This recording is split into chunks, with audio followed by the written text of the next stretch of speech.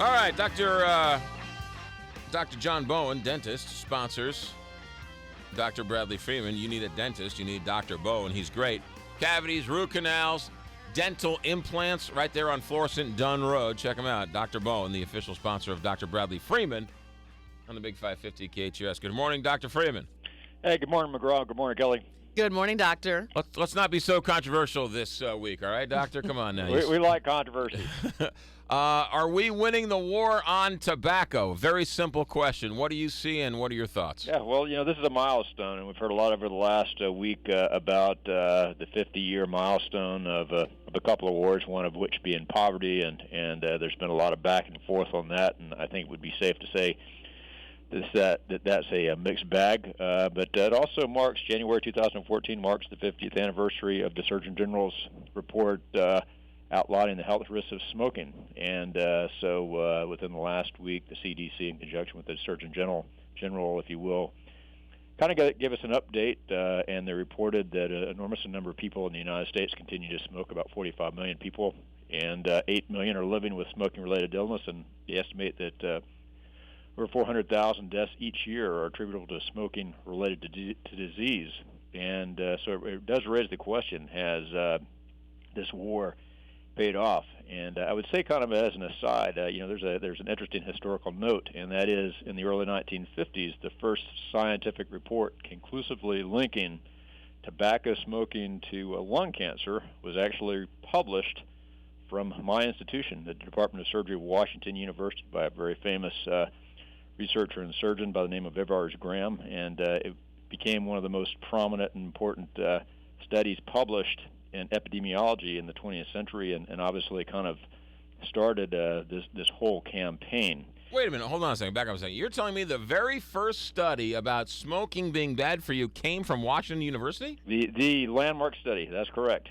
Department of Surgery, wow. Washington University. How controversial was it in 1950 to say smoking is bad for you? It was controversial, as obviously it's before you and my time, but one can go back and look at pictures of medical conferences and whatnot and see a lot of evidence of a lot of physicians smoking. So certainly the healthcare community appeared to whether I would say embrace it, but certainly engaged in the habit of liberal tobacco use. And if one reads about the history leading up to this report, there was a lot of controversy as to whether smoking caused lung cancer, and that was the first link. And in fact, Dr. Graham early on was fairly critical of early reports that suggested the link, but nonetheless, again, was a pioneer in a number of areas and a pioneer in this area. And so I think that it was controversial at the time, but I think in the subsequent years there became such an avalanche of scientific evidence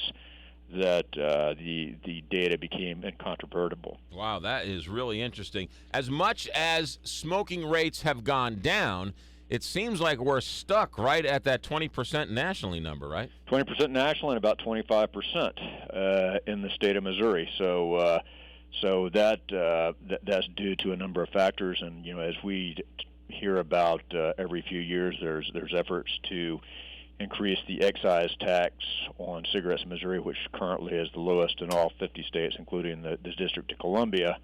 And one can certainly, as talking about Medicaid, one can argue that a number of ways, but people do respond to rational economic incentives, and there is reasonable data to say that as you increase the cost of cigarettes by whatever means, which would include taxation, probably people smoke less, and certainly would constitute a barrier to young people using it as a gateway to engage in smoking and other potentially risky behavior. So I think there's work to be done. But I would also say, getting back to the question, that did this war on tobacco pay off? And actually there's data to say that it actually has been enormously effective. There's estimates that a number of deaths, roughly 8 million fewer deaths, have been a result of these smoking cessation efforts. So while a lot of people tend to smoke, it appears to have reversed worrisome trends, and I do think that they have been effective, but still clearly there's work to be done. Doctor, we've talked about the Nicorette gum, the patch, and all that stuff. Now you're starting to see a lot of people smoke these electronic cigarettes. What are your thoughts about that? Well, that also continues to be a point of controversy, and as you know, these devices do not have a combustible component like a cigarette or a cigar, and basically there's a reservoir of fluid which is nicotine containing and also contains some form of flavor typically, and it delivers a nicotine hit, if you will, to the user. There is reasonable data to suggest that nicotine in and of itself obviously is harmful. It can cause adverse cardiovascular events, meaning things like heart attacks and strokes and hardening of the arteries, say, leading to the legs. So certainly this is not benign. Also, it appears that there is some carcinogenic or cancer-causing chemicals in these electronic cigarettes. However, I would have to say the jury is still out. So I don't think that they're necessarily totally safe by any means. They're probably safer than cigarettes. There is concern in the addiction community that they could be a gateway again to using cigarettes. So I think by and large they're probably a safer alternative to cigarettes, but certainly the best alternative would be to stop smoking. I stopped smoking using the Nicorette gum and chewed it for a couple of years. How bad is just straight Nicorette gum to you? I think Nicorette gum as a tool to stop smoking is great. I think again it's a nicotine source. There's a number of ways and a number of approaches one can take to smoking cessation. All of those are superior to, say, stopping cold turkey, meaning people that stop cold turkey have a higher rate of recidivism or restarting smoking than people that use some of these strategies, and the strategies include Nicorette gum. As you allude to, there's drugs called Wellbutrin and Chantix.